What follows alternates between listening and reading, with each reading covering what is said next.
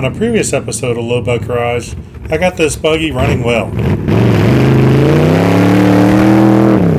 And then I found problems, like the engine. And the tires were way too stiff. So I replaced the tires.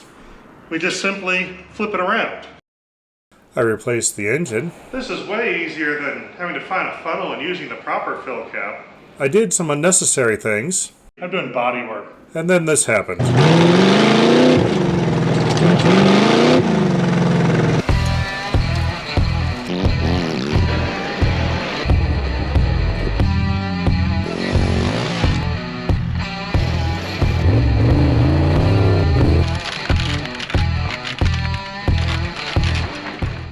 day after the last video, just unloaded that buggy from this trailer. I am definitely going to have to do something about these tires. I love the look of these Terra tires, but these are just falling apart. There is someone reproducing this tire, but they're 300 bucks a piece. And they're 8-ply. These were 4-ply. I think I'm going to store these and try something new. I'm going to put on the most flexible tires I've ever tried. These are side-by-side tires on a Jeep rim. When I tried these out in a flat fender Jeep, they worked great.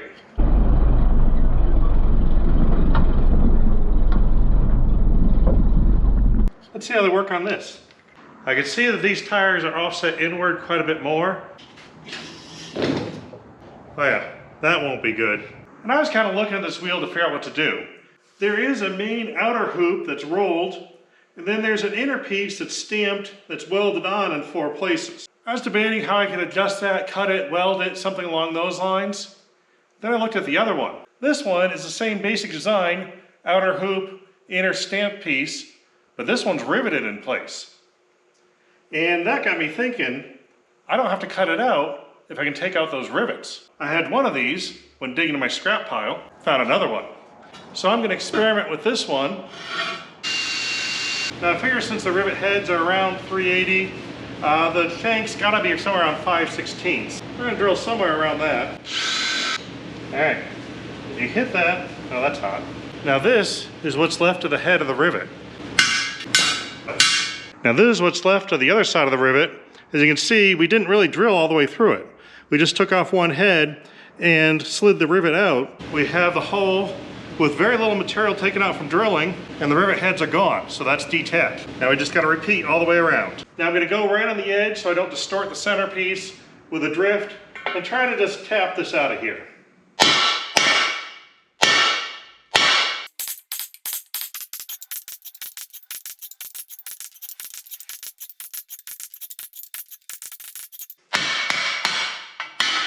There we go.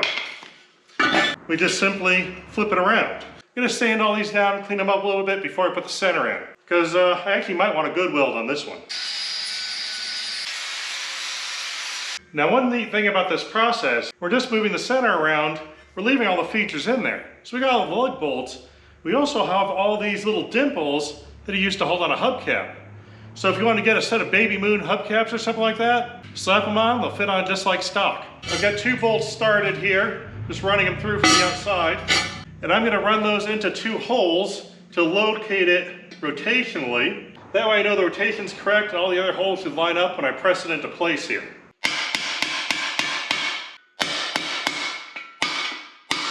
Now I gotta keep an eye on my positioning. I already have half a hole showing. I don't wanna go too far.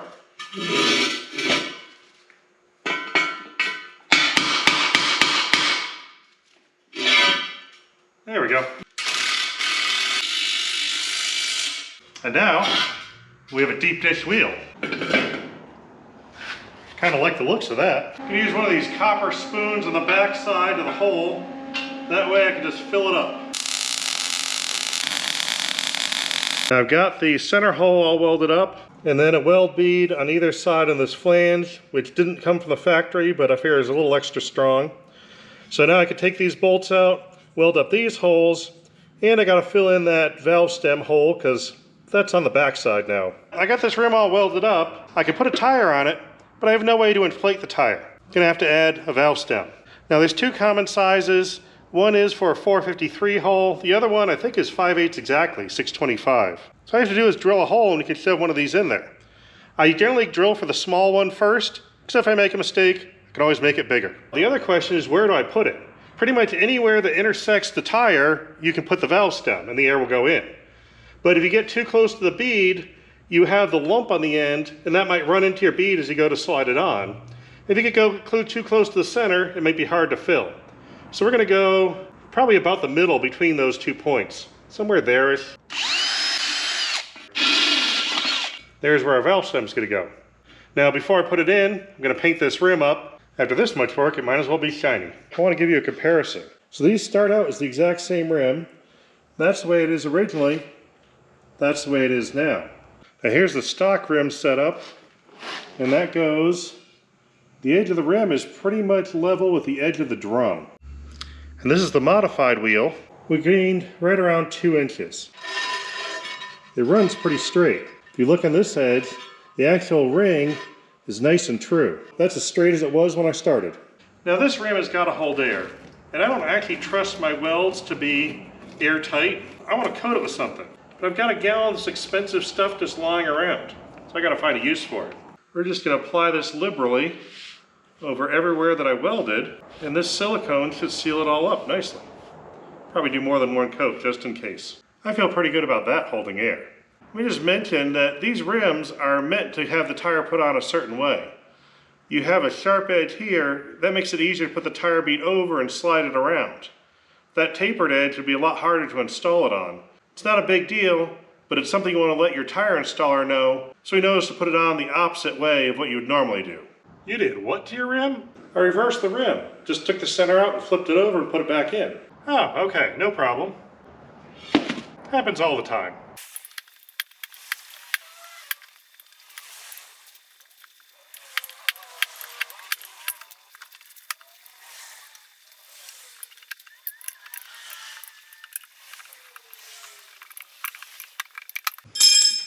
One nice thing about a wide tire on a narrow rim, the beads kind of want to seat themselves. Yep, beads popped right on. Didn't have to do anything. Looks like we're in good shape. Let's see how it looks. I popped around 20 bucks for a fancy set of matching lug nuts.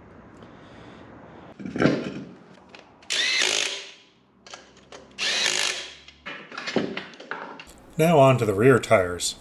Now these wheels are on a 5x5 bolt pattern, so 5 lugs, 5-inch bolt circle, and I don't have many rims with that bolt pattern on it.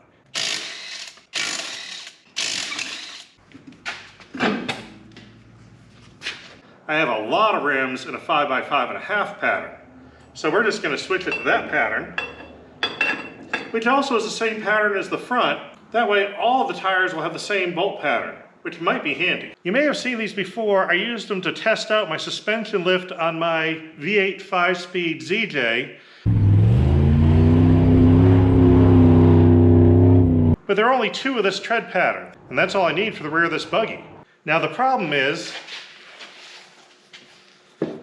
those rims. Those are 5 on 4.5-inch bolt pattern, which I have a use for a different project. So I'm going to get these tires off those rims and then find a set of rims I can put these tires on that'll fit that buggy. I got these tires off the aluminum rims.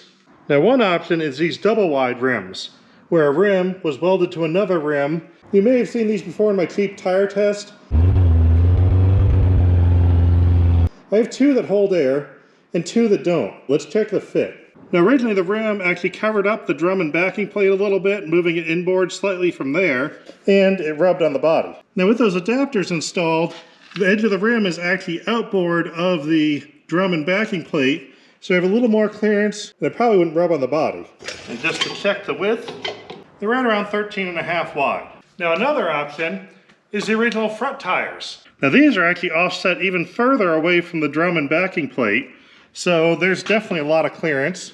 And they measure out right at 12.5 inches wide overall. The tires I want to put on are 12.5 inches wide. So this is definitely an option. Now these are another option I have. You may have seen these in that cheap tire test also. They're a Zenith Big Track Baja on what used to be a Ford rim that I adapted to fit a Jeep. I have a set of 4 of these. I really didn't want to break it up, but the tread is kind of marginal, and one of them started leaking. Take a look how it looks. We're definitely outboard of the backing plate and drum, so they do stick out a little further than the old rims. So we probably are okay on the body. Tire is right around 10 inches wide, which means that's probably about an 8 or 9 inch rim. I'm leaning towards this one because I like having the tire wider than the rim. It definitely gives better protection to the edge of the rim when you're running through rocks and things. The only drawback might be with the added width, will it come close to the body? But I don't know. We may just have to do a little more experimenting. Got that old Zenith tire off this rim, and it was a 15x8. Still has the original sticker in there. Now the front and rear rims are going to be slightly different. Painting them black makes that virtually disappear.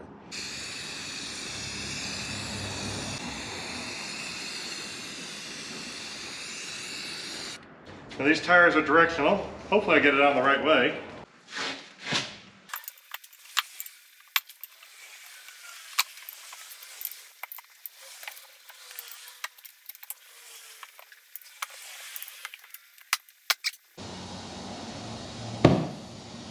So now we get to see if this fits, or if it was just a big waste of time.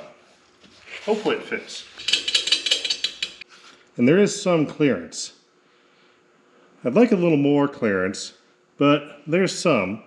Black rims are good for covering up the fact that you're running a different rim, front and rear, but I don't like the way they kind of blend in with the tire. I'm going to try something. Pinstriping tape. Just kind of eyeballing the position here. Might be on center. Yeah, good enough. Kind of like that better. This one wheel, out of all the wheels on the car, is left-hand thread. If you're not familiar with that, what that means is you take a nut and you normally turn it counterclockwise to loosen it. That's what puts it on these. They go the opposite way. On older cars, it's pretty common to have the whole driver's side be left-hand thread, but not this car. The front tire is right-hand thread. Just this one back tire is left-hand. So you could take off 3 tires in this car and have it all work normally.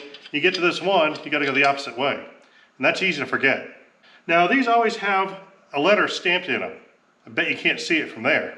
I'm gonna take a paint stick, which is just like a lacquer crayon, rub that on the end of this stud here, wipe off the excess.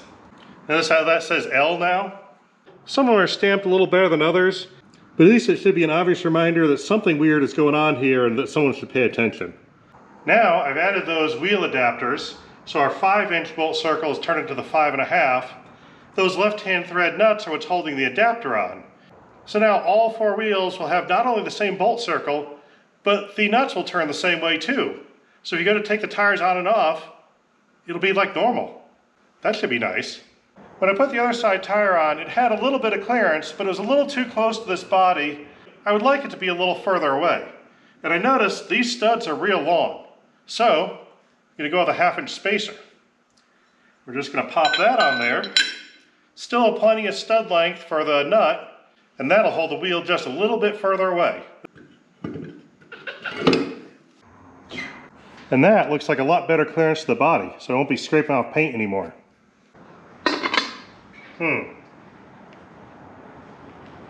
Interesting, but I don't think they're right for this car. We'll hang on to these for later. When I installed this radiator, the flange was too wide. I always figured I'd trim it someday, and that day is coming up. So we're just gonna mark a line, and I'm just gonna trim it off once I have this out of here. Now I've got a different small block Mopar that I think is a better option for this buggy. Let's go dig it out. Dana 60 won't help. 403 Olds won't help. The old 318, that's what we need. Now this is the 5.2 Magnum that was in my race Jeep when I got the chance to race Mike Finnegan in NASCARlo. I hope that Jeep doesn't explode halfway down the track. Let's hear it for Finnegan, everybody!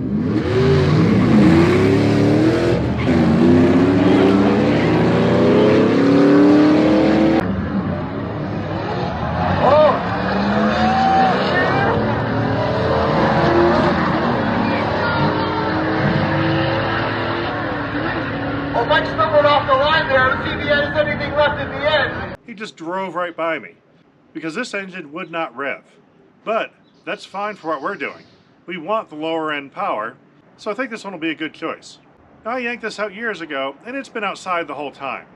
But it's got a piece of metal and a rag on top, so it's probably perfectly fine.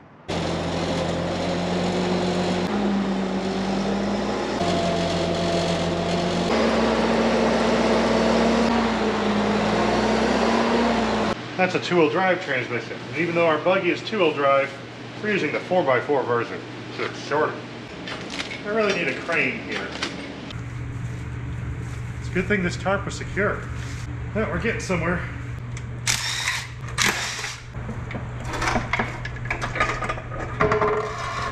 Now, these engines come from the factory with these steel sleeves over the spark plugs. I'm sure the factory wouldn't have spent the money putting them in there if they weren't really important.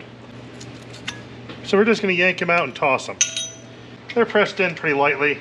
You just yank them with a pair of pliers, and then life is a lot easier. If you ever looked up listings for engines, you know that when something's shiny, it means it's really good inside. And I want this engine to run properly. So by painting it ahead of time, I can be assured all the internal stuff is already taken care of. And you can be sure it's really good if the hose clamps are color matched to the block. You know they went through the extra time and effort to really detail it thoroughly. Now it should run fine, so let's drop it in. Now I'm noticing this engine has a completely different shaped oil pan. It's almost there. That pan clearance does look like an issue. I've got about 1.5 inches before the oil pan hits this cross member, and I got to drop it down 3 inches in order to get this mount to line up. There's no way that pan is working. Now, this engine originally came out of a '94 Dodge Dakota, and they used an independent front end. And apparently, a completely different oil pan. I'm gonna have to drain the oil to change this pan, and I don't see any water at all. Looks like this actually is just straight oil, so that's a good sign. And here we have the first 318 that I put in that Jeep, which of course hydrolocked. But it's got a different pan. This one's meant for a live front axle, so I think we'll have the room we need with this one.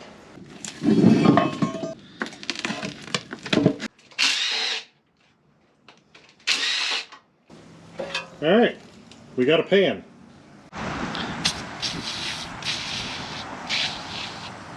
Nothing else, this will make the pan lighter. There's a lot of junk on here. Now this engine is one I had pulled out of a totaled Grand Cherokee. It had a lot of front end damage. You can see the after effects of the wreck here, but it didn't leak. So we're just gonna ignore all that. I don't have enough black to do this pan, so we're just gonna make it gray and assume that'll be fine. Kind of looks a little bit like aluminum, and not at all like aluminum. I had to disconnect one side of the cross member. I got the oil pan off. Now I noticed the pan looked a little bit sludgy when I took it off. So I went to run my finger underneath this oil pickup screen. Yeah. That's just a tad bit clogged. Also, this is one of the critical things to check when you're changing an oil pan, is make sure you're using a pickup that matches the pan. That one looks pretty darn clean. I think I'm going to take off this whole oil pump.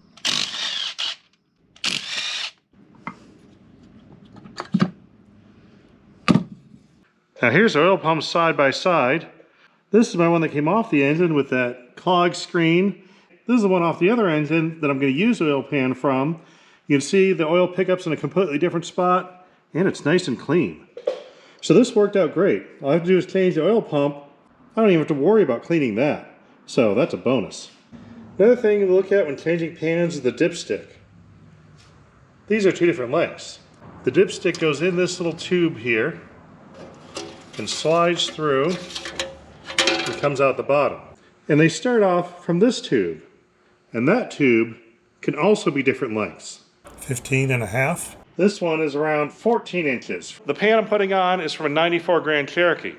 So I'm going to look up how much oil that's supposed to take, pour about that much in, and see where it is on the dipstick.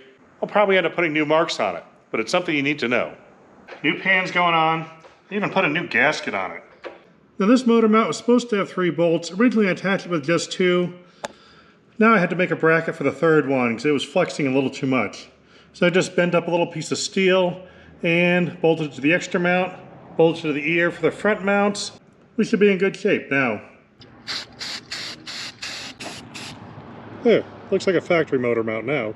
This engine is set up with a fuel injection system that actually is pretty nice. It's a multi-port system. You can put an air filter like a regular carburetor on it so it doesn't look like a fuel injected engine. It's OBD1, it's pretty easy to make it be a standalone system, so I could very easily run fuel injection in this car. There's one problem though. I really like the sound this engine makes. There's no hood on it so you hear everything. I hate the sound of clicking injectors.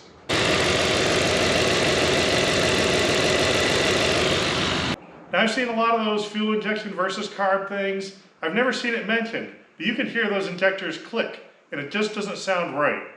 Based solely on the sound of the fuel injectors, there we go. If you're cleaning up an old, dirty engine and don't want stuff to fall inside, a vacuum can be pretty handy. It all gets sucked away before it goes in the oil. After sitting this long, I figure I should take out the spark plugs and throw some oil in there. That means I gotta take out my nicely color-matched spark plugs. Found some oil on clearance, $11 for a 5-quart jug. So that's exactly the right kind that I need. Now I looked up the volume that's supposed to go in that 94 Grand Cherokee, and it's 5 quarts with a filter. There's 2 problems with that. One, means I gotta put a new filter on this thing. I can't reuse my old one. And 2, that pan's dented. So I knew it's gonna be slightly smaller volume than it was before, but I think it's not gonna matter a whole lot. We're gonna put 5 quarts at the most in here and see where the dipstick is. New oil filter going on. I even went with the Mopar one to make sure the volume is really what they expect. There's 1 quart. Now we're gonna pour this oil in all over the lifters and the push rods and the cam and everything that's been sitting there without lube for years. We're just gonna pour it directly on it. This is way easier than having to find a funnel and using the proper fill cap. Just pour it all over everything. There's a reason I don't trust these bottles being 5 quarts. I measured 5 quarts, put it in. That's left over. That's almost half a quart. It's nice that there's extra, but don't believe that these are really 5. I'm gonna pull out this factory oil pressure sensor and temporarily throw in just a gauge. Moment of truth here. I'm gonna try to turn the engine over by hand, see if it's seized. Oh no, it moves. We're in good shape. And now we're gonna try the starter, see if we can build up some oil pressure. There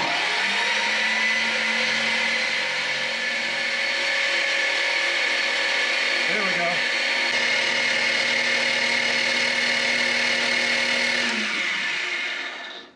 It looked like it was over 50 PSI. I'm gonna go back to turning it by hand so I can watch these push rods so I can find top dead center on the compression stroke. Exhaust opening, exhaust closing, intake opening, intake closing. There you can see the timing mark. It's black, so it'll be hard to see when the engine's running. So we're gonna take that same lacquer stick, that's good and full. Now we wipe off the excess. And there we go. Got a nice, easy to see timing mark. Now I took the fuel injection manifold off. We need a different one to put on here. Unfortunately, Magnums are not easy to get manifolds for that hold a carburetor because the bolts go in a different direction than the LA block motors. The used market is real slim to none. You're pretty much stuck buying a new one. Luckily, new ones aren't terribly expensive. This is an air gap style manifold. And normally this manifold goes in the 200 plus range. I found a seller on eBay that was, I guess, closing them out or having a special or something. I got it for a little over 150. So that's not too bad. Now when dealing with the cheaper parts like this, you often don't get instructions, so you gotta do a little digging. Fortunately, Edelbrock makes a manifold that's very similar, but nicer. So I was able to download the installation instructions for those. And I can follow that, and it should work pretty well with this one. One thing I saw in the instructions, and I've heard this a lot, is don't use the end gaskets on either end that come in the set. And I was wondering why. Now with everything dry fit, these gaskets that actually seal the air going in through the intake, they're held out quite a bit. So those end gaskets are gonna have to squish a lot before we even touch on these side gaskets. And that seems like a bad idea because there's not much torque going to those bolts. I don't want to use it up on the ends. I want it sealing those intakes. So I'm going to pop this off again and get rid of these ends. Got the ends scooped up, hopefully good enough. The holes in the Magnum manifold go straight down. So you just look through them and there you go. Like anything big, there's a torque sequence and it's always starting in the center and working your way outwards. If you tighten down the ends first, the whole thing can buckle. If you tighten down the center, it all will lay flat. So you always start in the center and circle your way outwards. Now I'm on my final stage of torquing. Now this manifold is drilled for both the Magnum style bolts and the LA style bolts. But you're only filling one set of holes. They give you plugs to plug up the other holes that aren't being used. They don't fit at all. They have a knurled section which is way too big to fit. So we're going to fix that. I'm taking out most of the knurling. Now the knurl is basically giving it an uneven surface that lets it squish a little bit as you press it in. By doing this by hand, we now have a non-round circle, so that'll squish a little bit as you press it in. We'll do pretty much the same job. Still plenty tight enough to stay in place, but not so tight you feel like you're going to break something. Now every once in a while you make one too small. You just take that RTV that we just used to install the manifold. These can be installed. You don't need to tap them in. That way your mistakes can be useful. I found a box of spark plugs just slightly squished in my shed. Kind of stuck together. Get wet a little bit probably, but we'll get them out of here. Not rusty, perfect. Now that I have spark plugs, I should probably make some spark go to them. As I was pulling this engine out, I turned it to dot dead center. I marked number 1, exactly where the spark plug wire would be, and that gets us pretty close to the right timing. Whoop, there we go, it's out. Now I'm actually going to retard it just slightly, and then I'll adjust the timing once it's running. So now we have compression and spark. That's 2 out of the 3 things we need. Next we need fuel. You may have seen a video where I got an old 52 Kenworth bus running. I had to buy a used carburetor to get it going. This is that carburetor. It still has the electrical tape vacuum plugs, and a little bit of blue fuel line. Now this is a 600 CFM Edelbrock, and that seems just about right for this 318. This time when I'm installing it, using a new gasket and everything. There we go. Need to steal an alternator for this buggy, and I got one right here that I know works. And I'm not going to need this engine for a month or so, so I've got plenty of time to come up with a new plan for that one. There we go. I think we have enough pieces on this engine to do a test fire.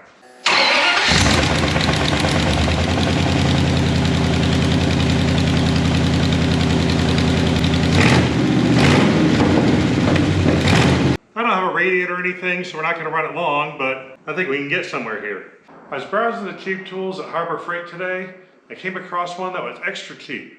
It's got the special purple tag for an open box tool. Let's see if we can find a use for this thing.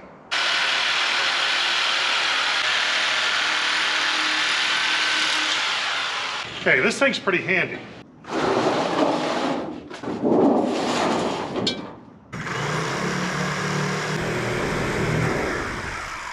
First thing I'm doing is marking which way is forward and putting a center line right down the middle. Now, let's see if we want that center line to actually be on center. We're going to line it up with a cowl here and see where that front ends up. I'm using these little panel clamps to hold it in position. We have to make sure our panel gaps are perfect because, you know, this is getting professional. Look at me, I'm doing body work. Right. It technically is a body, so that's something. I've got the center line lined up with that rib in the middle, and the back edge is lined up with the flange.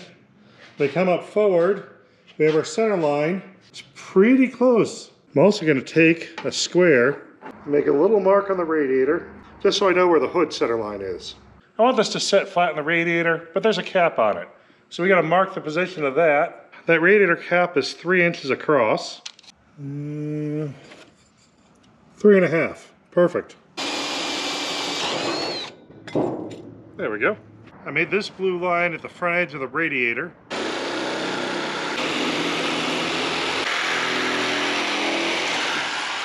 There's the center line mark I made from the hood. We're just under 13.5. To see how symmetric we are, we'll measure from the other side. Just under 13.5. So we'll go 13.5 from center line on both sides to get our front edge. Now I notice this body has a bit of an angle right to here and then it goes straight down. So I think that right there is going to be my end of the hood. Right about 23. Now I made a mark on both the leading and trailing edge for my measurements. So now I'm going to use a precision straight edge and make a line between those two marks. Now this radius here looks an awful lot like this radius here. And I know how to make that.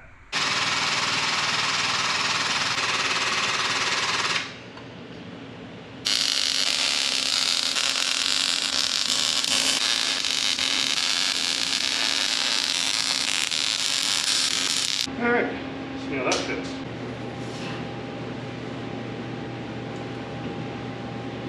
Now notice these little peaks that are already in the body? I want to copy those here. Now I'm going to take a drill bit and just stick it right in the brake too. I don't want a full 90-degree bend, I want a partial bend. You probably have drill bits lying around in all sorts of different sizes. You can use those to adjust your depth. You need to go a little bit deeper, so we'll go the smaller drill bit. Now that bend looks pretty close. And then we take a piece of leftover scrap. Then we hit the drill bit.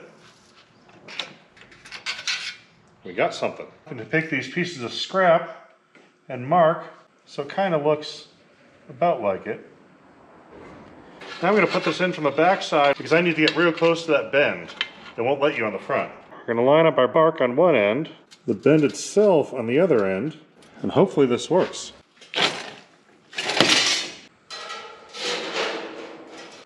Something like that. Now it's probably going to be a good idea to add hinges to make this a little easier to use. I was going to go with a piano hinge style, which I have lying around, and just put it right there and be done with it. Then I realized the pivot point would be right in the sheet metal.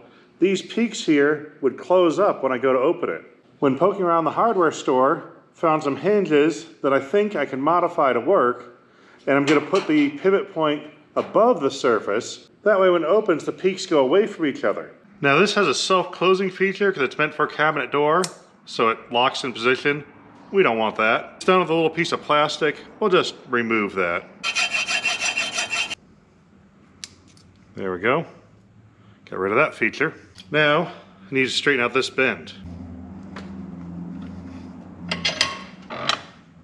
Done.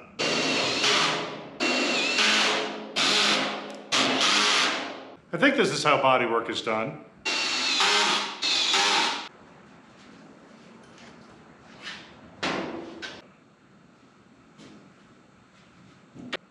We're good.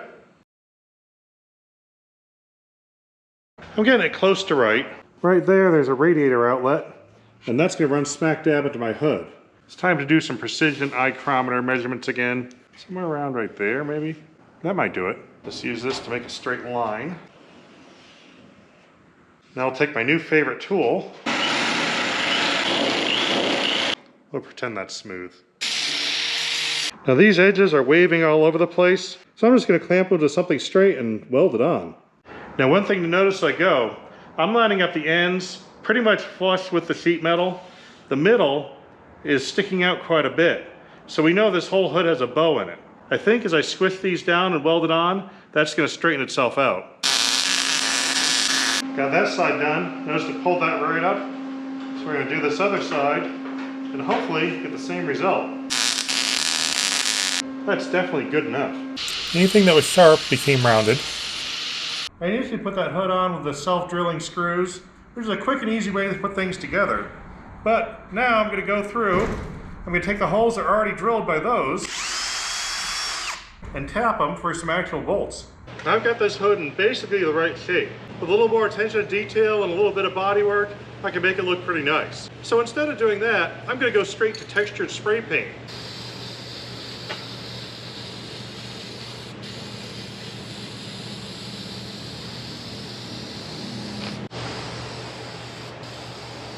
I emptied out the entire can on here, so I will let it dry and see how it looks.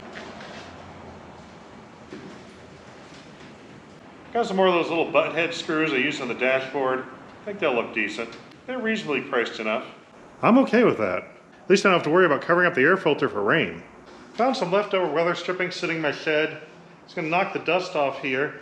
It looks like about the right shape to go around that front edge. Just because this adhesive is 20 years old, there's no reason it shouldn't stick fine. A while back I bought this. It matches a 51 Ford body. It's an original V8 emblem. Finally found a place to put it. I think that'll be good. Now I gotta get this fitting out for the bypass hose, and it's an aluminum manifold and a steel fitting. So the aluminum expands more than steel. We'll heat it up and then try to pop it loose.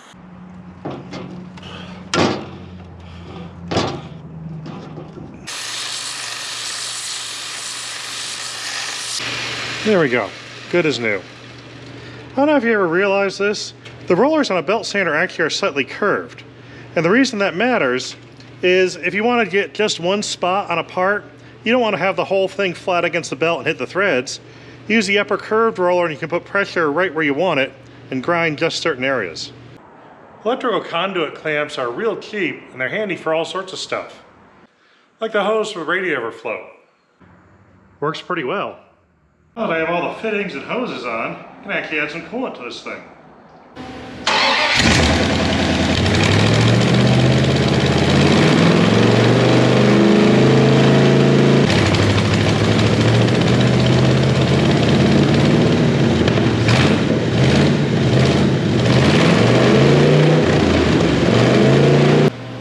Headers are glowing red.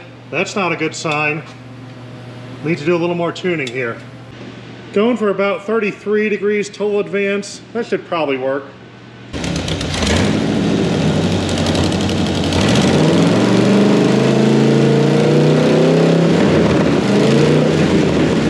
Oil pressure looks good. We're charging. Temperature's up there. That thermostat should be open. That's a 160 degree thermostat. That should be open by now. We're leaking. Out the thermostat housing. Out this fitting. Out that fitting. Now in this manifold, all the pipe plugs that size went in way deep. And both the coolant ones are leaking. I put way too much Teflon tape on this. Let's see how it works. 166, 167 degrees. Well, that's definitely open. You can see daylight and you can see the end protruding outwards. And I just wasted a thermostat housing gasket. Darn. Not only did I waste a gasket, no parts store in town has one. If you've never done this before, you basically hit along the sharp edge and the part cuts your gasket for you.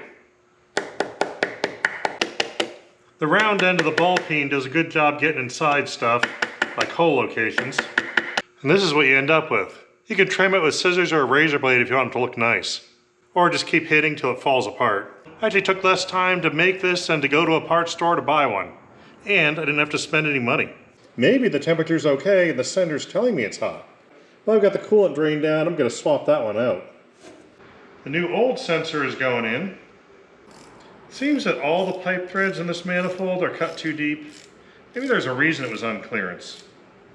Put the same thermostat back in it, new temperature sensor, because that might have been the problem the whole time, and I played with the carb adjustment a little bit. These idle mixture screws were out 5 turns. I put them back at 1.5. We'll see what happens.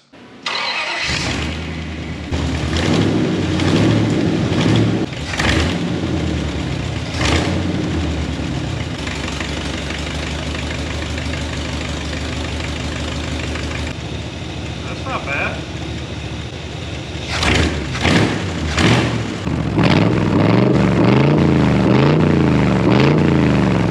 I think that's good enough for now.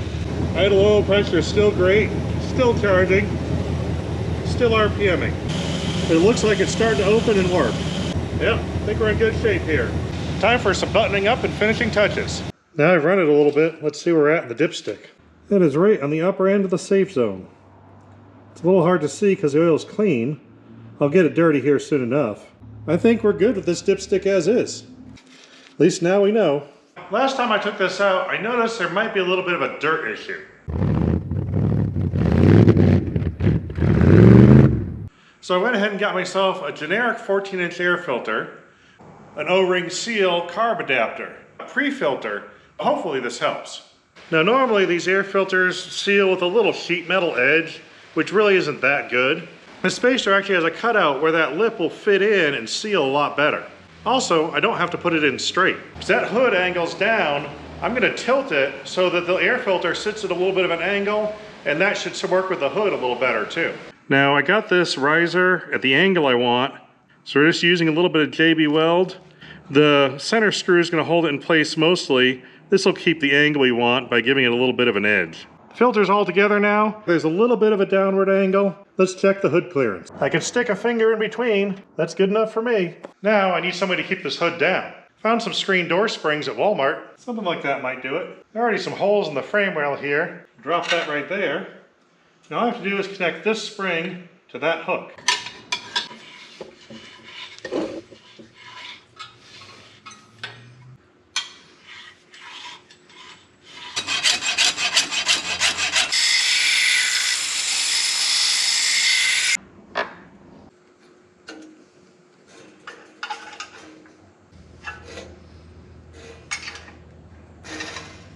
Hood latch is done.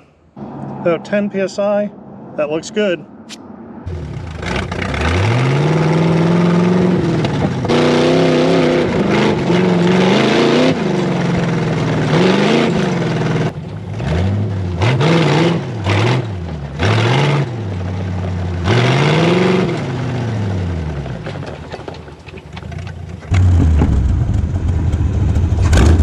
Brakes are really good. Those new tires do a lot for braking.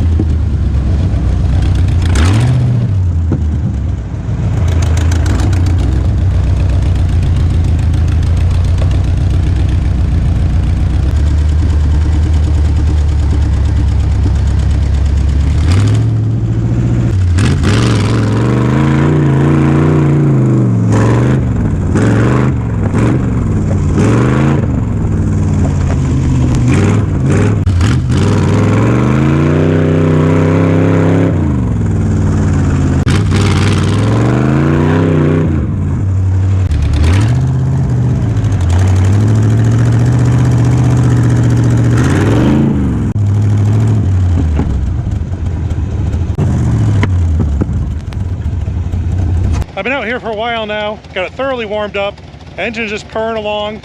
Let's check the vitals. 30 pounds of oil pressure at idle, that's fine. Still charging, sitting right under 180, and RPMing away. Well, that's really improved. That engine's the right one for the job here.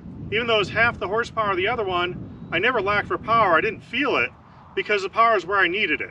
This thing's light enough, that has plenty. Also, the tires made a big improvement. I still hit some bumps pretty hard, had to get off the gas, but I felt confident enough to just get right back on it and go. The braking is where they really shined. The other one just sort of slid along. These front tires just dig in and grab, so it stops good. I am real happy with this. There's some minor stuff. The carb needs more tuning. I think I bent one of those hood hinges a little bit. It's sitting at a different angle now. The suspension is a 100-year-old design. Still a little bumpy. There's no way around it. It's not as good as modern stuff or even 30-year-old stuff, but it does pretty well for what it is. Now my problem is I like to work on stuff. And right now it's good enough as is. In order to work on it, I'd have to start doing things like changing out the suspension and redoing a lot of major stuff. Because this was built over 50 years ago, it's a bit of history now. And I don't want to change history. But I can't stop myself from tinkering. It leads me to the conclusion, I can't own this car. I gotta put it up for sale. I haven't figured out how I'm gonna do it yet. I'll put the details in the description, but I'm gonna sell this car. If you're thinking about it, don't expect it to be good. I live by good enough. And my version of good enough is down pretty low. So, fair warning. But it is unique, and it is a lot of fun. I hope you guys are having fun too, and we'll see you next time. Now I saw a bunch of trash out there I gotta pick up because people have been throwing things all over the place here. That would be an issue for a tire. I wonder why it's so hard for people to pick up their trash.